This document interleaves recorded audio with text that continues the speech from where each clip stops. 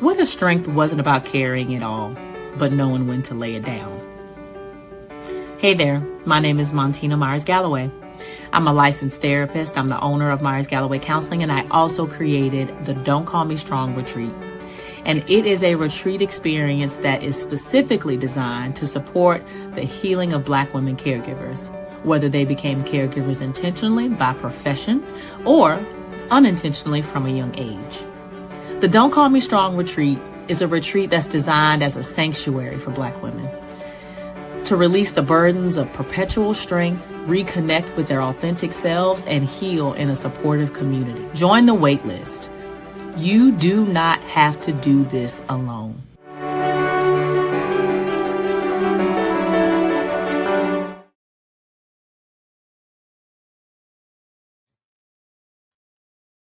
Is this thing on? We are live. Hello, everybody, and welcome to the Power Lab. My name is Montina Myers Galloway. I am the owner of Myers Galloway Counseling, the creator of the Don't Call Me Strong retreat, the creator of the Responsible One newsletter. And I am here in the Power Lab every week, every Wednesday at 11 a.m. Eastern Standard Time. And today is a special edition of the Power Lab. I have my amazing client success coordinator here. And she is here because we are celebrating, but we're also doing something very, very special. We are currently live during our actual retreat. So we are at an undisclosed location and our retreat participants are enjoying some Pilates with our amazing facilitator, Tiffany Bishop. So we wanted to take this time to kind of give y'all the inside scoop on the actual retreat, what we've been talking about so far, some of the, I don't know what we would call them, some of the epiphanies that have been coming up when it comes to the women and the clients that we serve and just how we show up in the world. But before we do that, I want to introduce you to Nani, let her introduce herself, and then we'll jump into it. Hey, y'all. I am very honored to be the very first Power Lab guest. This has been an amazing few days. We started on Sunday with our VIP guests, a nice steak dinner and discussion. And this is my second Don't Call Me Strong retreat. The first one was a 8 to 5 full day. We ramped it up a notch and gave the people what they asked for, and we're doing it for 3 days. And it has been an amazing experience to be able to curate this alongside Montina and our team and give a really specialized sacred experience. For sure. And I'm just really excited to talk about it. Well, let's get started. So let's talk about who this retreat is for. Right. Who did we create it for? So for those of you all who don't know, again, my clinical practice is dedicated to helping Black women heal from essentially growing up too fast. And so the clinical term is parentification, but a lot of people are uninformed or don't really know what that means. And so essentially it's when you grow up too fast and you end up taking care of your parents way earlier or before it's developmentally appropriate. And so that is my clinical passion, hands down. And I started to notice that, Black women impacted by that. It didn't stop in their own families. It didn't stop when they, tried to pursue other relationships. So essentially, unintentional caregivers is who we created this retreat for, who I created this retreat for. Yeah. What are your thoughts?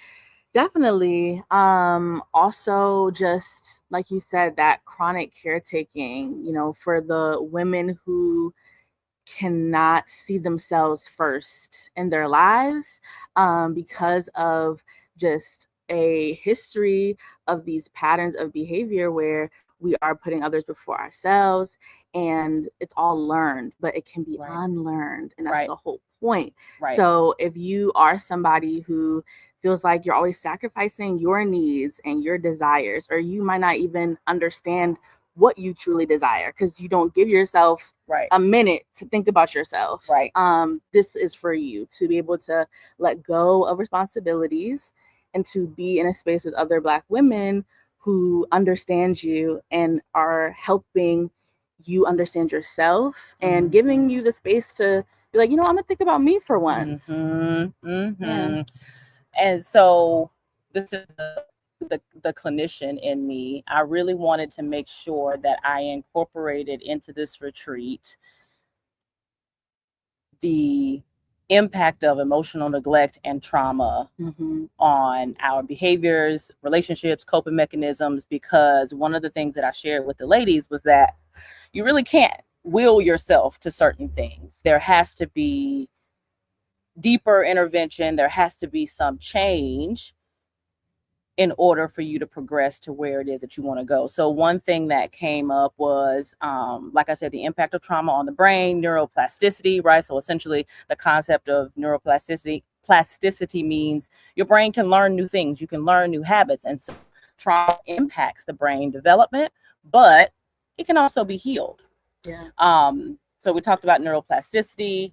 We talked about whole body healing. What else we want to share with the people?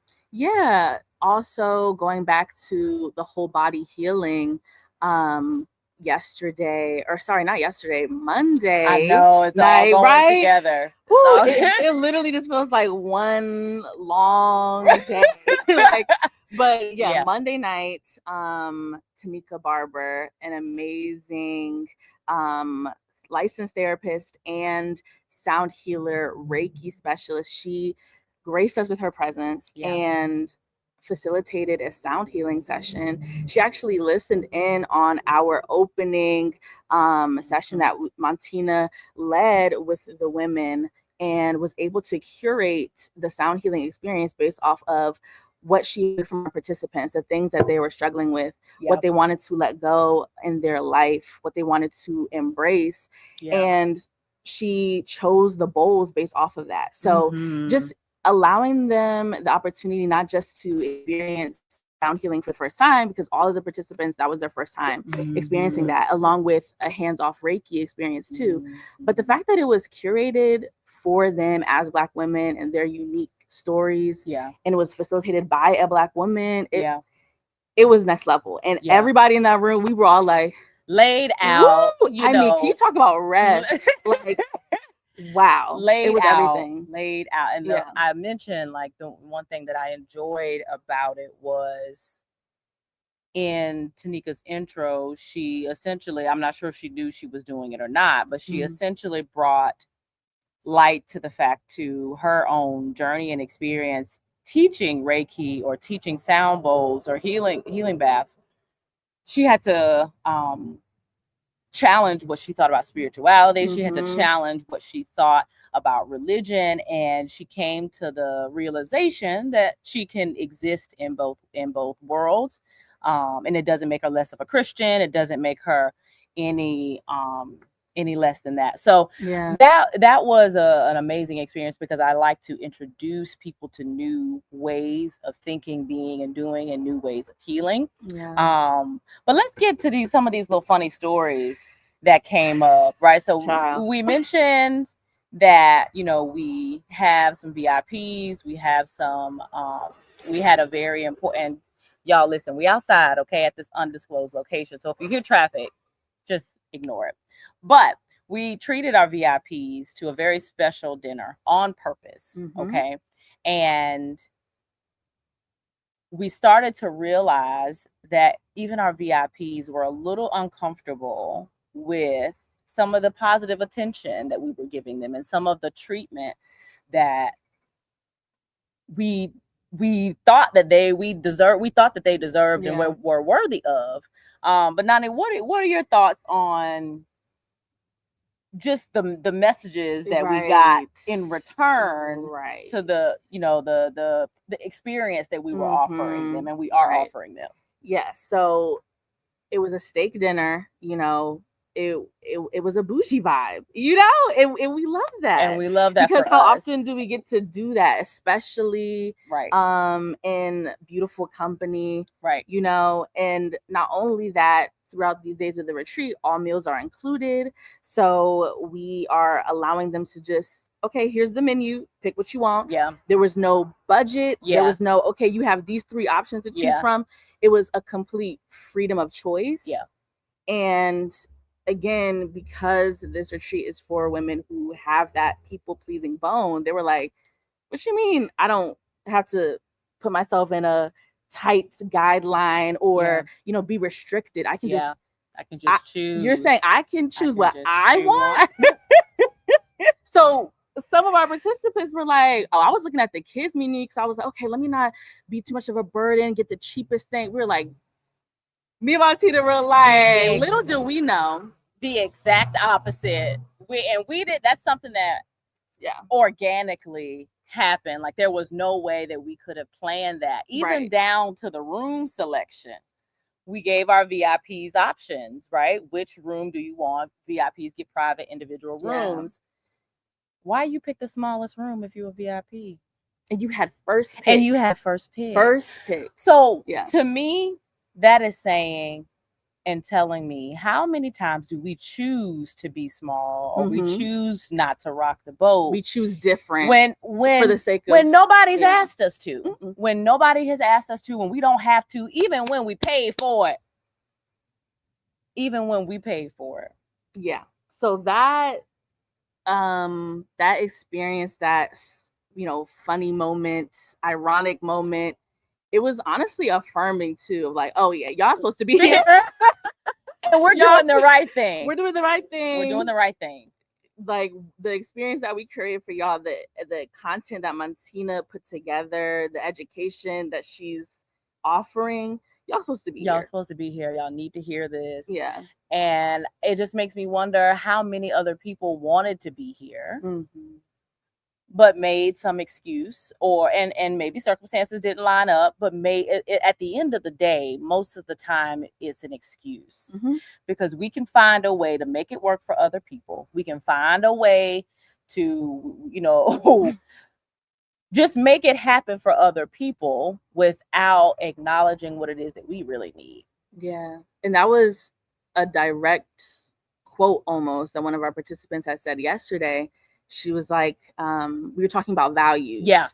And what we value, what we truly value versus what we think is expected of us. And she brought up justice and advocacy. And she said that it was like second nature for her to bend her back and advocate for other people, seek justice for others. But as soon as it came to fighting for what she wanted and what she deserved, what she needed deep down, go on mute. And I don't want that for us. I don't want that for us. That activity actually made me, so the participants get a workbook and they got a list of values in their workbook, and one of the list of values happened to be service on the page. I was like, you know what, I'm gonna just take that out. I don't even want us to consider that a value at this point, because it gets so muddy in the roles that we've had to play for other people to really delineate and distinguish what we do for other people, who we are for other people versus who we really are authentically. So so then we moved on to the deep work. So we had an amazing VIP dinner. We had an amazing opening session just to set the stage with some sound healing. And then day 2, baby, the levees broke a little bit. Then day 2, we got to the deep work. We got to the deep work, and one of our participants called it out, like, we was just having this whole moment, and then 5 minutes later we're laughing. And I started to like really notice what she was talking about. And then so when it was time for us to actually do the deep work, then we start laughing again. Try to lighten the mood, try to avoid all the topics of the deep work. What was your perspective on the deep work? I think sometimes, and I can be guilty of this too, whenever I'm talking about things that have really hurt me or certain traumas, and I'll try to joke it away or laugh it off. Not to say that, laughter and lightness can be present, but I think how often do we do that is the problem. Like being able to sit and hold space for the gravity of what we've experienced and our hurt and those kind of muddy parts of our healing. That's really important, because that's saying that, wait, this, what happened to me is real and it deserves to be acknowledged and it's serious and I should take it seriously. And so one of our participants, she said, Montina, I don't like when you make us I don't like when you make us sit with it. I'm not used to sitting with it. And I just really appreciated the bravery that they all had to be able to go there. And also the fact that they were doing it not alone. So they were not only going there with themselves, but allowing other people to see that, to witness it. And I think that was a testament to the safe space that we created, that they were able to go there and, you know, shed some tears, get all that bubbly feelings in their chest, and they didn't run. You know, I'm like, okay, that again, another affirming, validating moment that we created this experience the exact way it was supposed to be, and it's really impacting them. I can see, and from their own testimony, we hear, you know, like, okay, this is real. I needed this. Yeah, for sure. So the thing about sort of where we are now, we're towards the end of the retreat.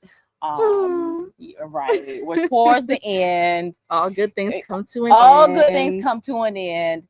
And in a sense, it's not the real world, because you have to go back to your environment. They have to go back. We might have a little glare. They have to go back to their environment and actually apply and walk and step into the declarations that they've made today. And so, or over the past couple days. So our morning activity was they got a chance to decide what they are creating in their own life and the script that they are creating in their own lives, not solely based on what has happened to them, not solely based on what people have labeled them as or projected onto them. They got a chance to stand up and proclaim, you know what? I am the author of such and such now. I am the author of such and such now. And then in a sense, there's a sense of accountability in that. And that was the whole point of it. We say we want certain things. We say we desire change, but there's a part of us that has to make the hard choice.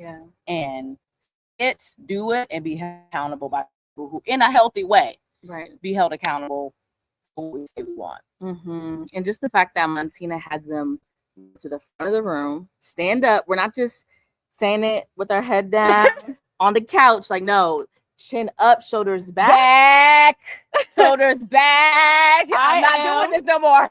I am the author of my joy. I'm the author of me. I'm the author of whatever story I say is my story at this given time, and that could change tomorrow. It could change tonight. It could change, and it could change. And that's another thing, that being okay with changing your mind, even if you start out going in under, you abandon your right to change your mind, and that's not fair to you. That's not fair to you. So let's wrap up with, I don't know what we're hoping to wrap the day with this evening. Like, how are we gonna seal the experience? My prayer to them is that they really can soak in this last night together in community. I mean, y'all.